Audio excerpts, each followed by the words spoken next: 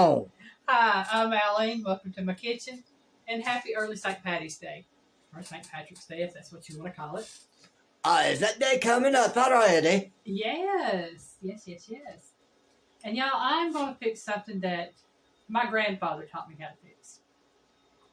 Now, everybody knows corned beef and cabbage is the go-to meal for St. Patrick's Day. And everybody has their own way of fixing corned beef and cabbage. Some people, like me, will use the corned beef that comes with the little packages and already seasoned. Some people will make their own seasoning to go on their corned beef. Some people use carrots and potatoes with their cabbage and corned beef. Some just use the cabbage and the corned beef. My granddad only used corned beef and cabbage. There was no potatoes. There was no carrots. We would fix fried potatoes on the side to go with it when we ate it. To each their own, and however you feel like doing it at the time. And take into account, I was late teens. I want to say I was probably 17, 18, 19, the very first time I ever had corned beef and cabbage. And now my granddad, I called him Poppy. So this is Poppy's corned beef and cabbage. Now I will be doing my cabbage a little bit different than he did. He would take the cabbage head and he would cut it in chunks. Like quarter it and then cut it to eighths. And that's how he would cook his. He would cook his in the big 8. Meat fancy, everybody. Meat fancy. Also known as fishy fancy. She was the one that brought that fish in that night. Yeah, I'll wash my hands here before I get started again. But he would cut his into 8s and cook it that way. I cut my cabbage up into little chunks as far as bite size. That's just how I like my cabbage. That's how I cook it. So, just kind of, he did it his way. That's it. He did it his way. I'm doing it my way. Now, I do have a pot of water here that I'm going to put my corned beef in. Again, I have a almost 2-pound corned beef. It's a 1.89 pound corned beef brisket right there. And then I have half a head of cabbage. Folks, that'll feed us for a long time. That'll give us a good 2 to 3 meals, depending on how much we eat. So let me wash my hands since I've been dealing with the pussycat. And then I will come back and get started. So pause just a second. All right, dry my hands. Now what I'm going to do first, let me get situated here again. Situated. Yeah, Piggy, I think they might want to toss them out the back door. Oh, she's getting up on that little bench over there. I'm just going to cut the end off of this package here.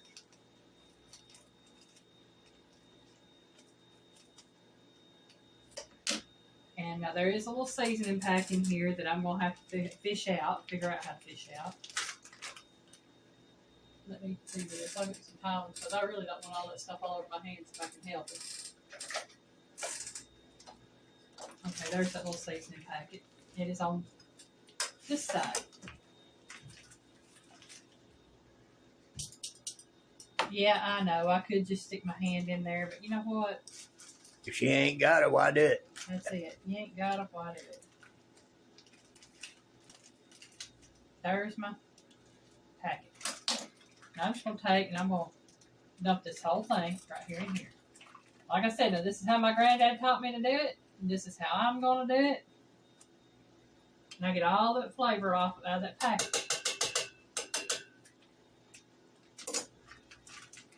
I'll give that to Piggy over here. Uh-huh. And I'm going to go ahead and I'm going to kind of open that right there up.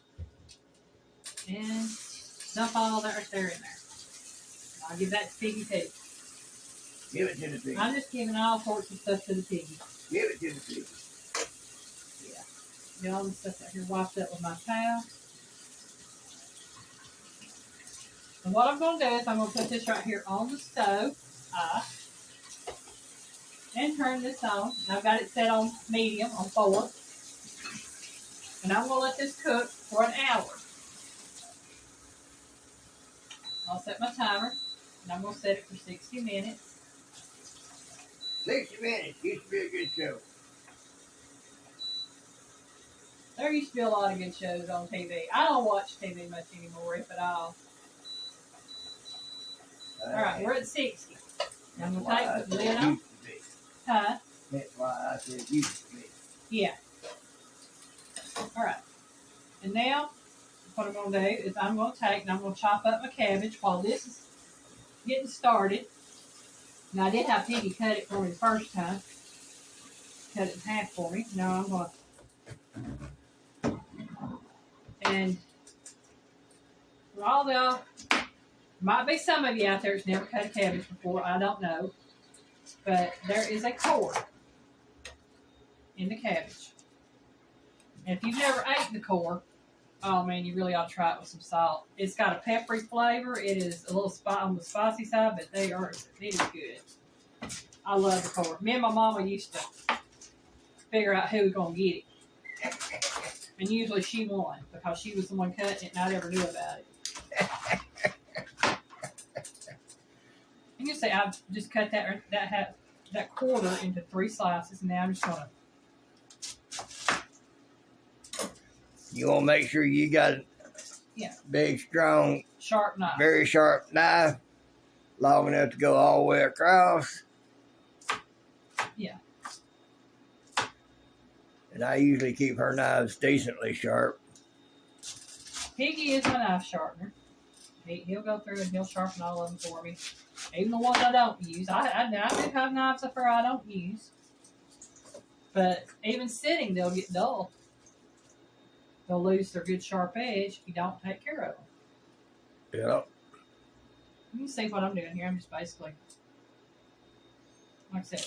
Now, my granddad, when he did it, he would just, like I said, he'd leave it like this right here. He'd leave the core in and he'd cut it into a total of 8 pieces from a head of cabbage.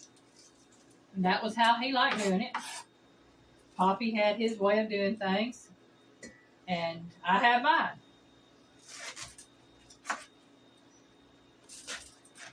He comes from a very old school. Yeah. And the thing about it is, my granddad was born in Oleander, Marshall County, Alabama.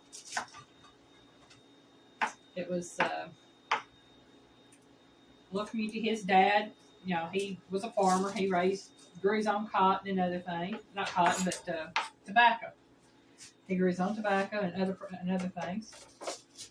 My granddad had 3 sisters: Velma,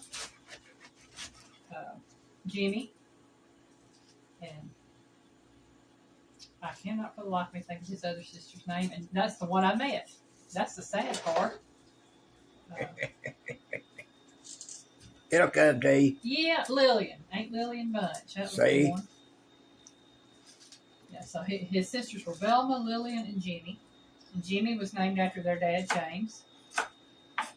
My granddad's name was John, and he went by Jay. And he was in the Army. And he got an honorable discharge with a Section 8. And for those of y'all who do not know what a Section 8 is, Man, he was crazy. Said he was crazy. And actually showed he was probably one of the smartest ones in there to be able to get out with a Section 8. And not actually be insane. Right. But he came home. During the World War II, he had served at that time frame. Not World War II, but yeah, it had to be World War II because he was born in 1918. World War II was in 1940, so yeah, it was World War II. And married my grandmother. They had 3 children: my Uncle Pete, my mama, and my Aunt Elsie. And he took classes to become a radio repairman, and he and my grandmother were together for several years, and then they divorced in 1950. And he moved to Tennessee, where he met his second wife. And he and Grace got married, and they had 2 boys.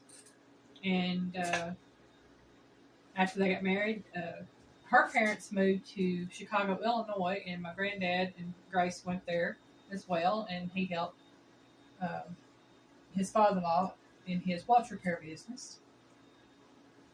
And after that, they moved to Paducah, Kentucky. And that was where my granddad lived when he passed away in 1997. Now, you ladies out there, I know y'all probably remember a lot of that, but for you gents out there, we won't hold it against you. If you don't, I always go deer in the headlights when she starts going off on family tree stuff. Well, it's not so much family, it's just history as far as my grandfather is concerned. But my mom and I moved to Kentucky in 1987. And that was the first time I ever met my grandfather, and I was 17 going on 18 at that time. I had never met my grandfather. Like I said, he and my grandmother divorced when my mom was 2.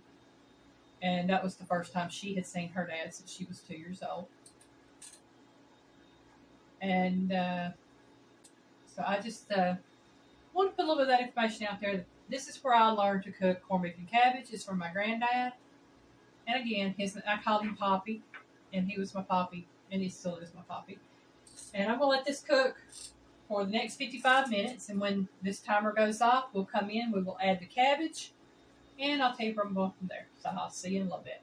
Y'all. All right, we're back. This is cooked for an hour, maybe an hour and 5 to 10 minutes, depending on how long it took me to get everything ready. Now I'm going to take this out. Now this is the corned beef brisket, taking that out of the water. Now what I'm going to do is I'm going to add my cabbage to the water. Now I still have the corned beef seasoning in the water, but I am going to add a little bit of kosher salt and some black pepper. Come on, Alyne. There we go. And then I'm going to stir this down in here.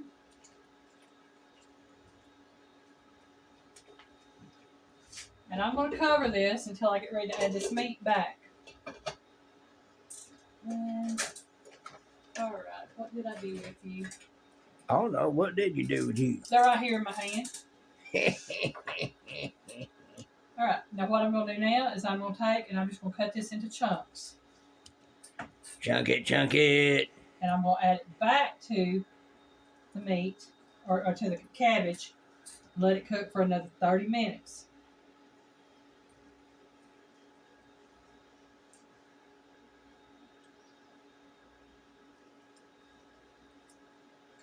Let's see, there's 1, 2, 3, 4, 5.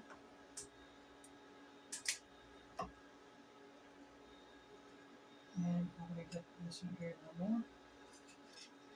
That'll make 6 pieces. That'll probably give me and Piggy about 2 to 3 meals. Okay. Put it there. And yeah, I've got juice everywhere. I'm going to put this back in here. Now, some people will chunk it up before they put it in the water to cook it. Some will wait until it's completely done and cut it in pieces or whatever. Like I said, I'm doing mine like my granddad did his. And that was how he taught me. And my mom make corned beef and cabbage. So now I'm going to set this timer for about another 30 minutes. I'll say I'm going to set it for about 35 to be on the safe side with it.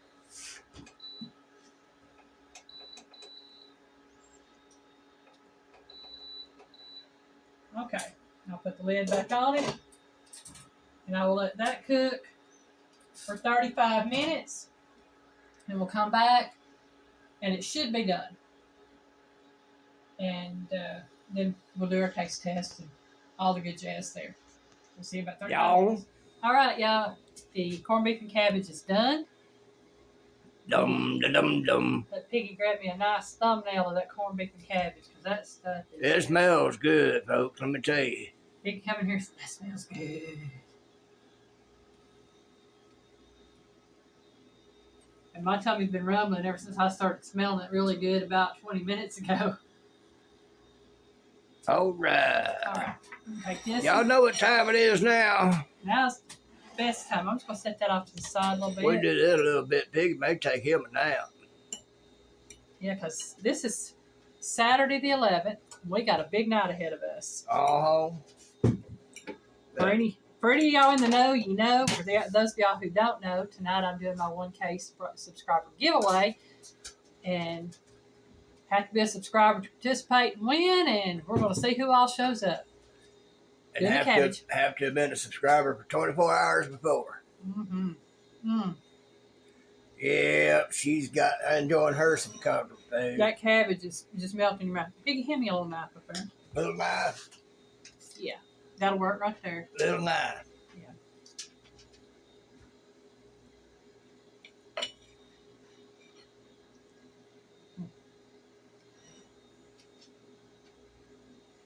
Yep, there it is. That corned beef is good.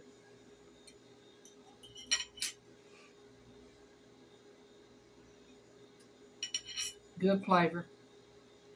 Oh, wow. We had to have us a little moment of silence there for a second. Yeah.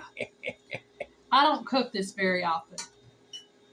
I think since Piggy and I have been together, I might have cooked it. This might be my third time cooking it.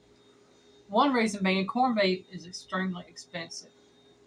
This little 1.89 pound slab that I bought was right at $10 plus tax. That's the thing about things. Yeah. Something becomes popular, it can be dirt cheap. If it becomes popular, it goes way expensive. Just like chicken wings. Mm-hmm. Used to be you get them dime a dozen. Yeah, I remember my mom and dad buying chicken wings in a big old pack for like $1.89 because they were like 10 cents a pound. Nobody wanted them. They started cooking them up and hitting it with calling them buffalo wings. Well, you be lucky you get about 5 or 6 of them for what, $5, $6? $8. $8? Yeah. You know, so that's what happens. But y'all, this is really good. And depending on how you cut it, it's whether or not it's tender or not. Because this right here, you pretty much cut across the grain. But this is really good. I just want to say happy St. Patty's Day, St. Patrick's Day. Everybody have a great day. Bye, y'all. Bye, y'all. Word about more.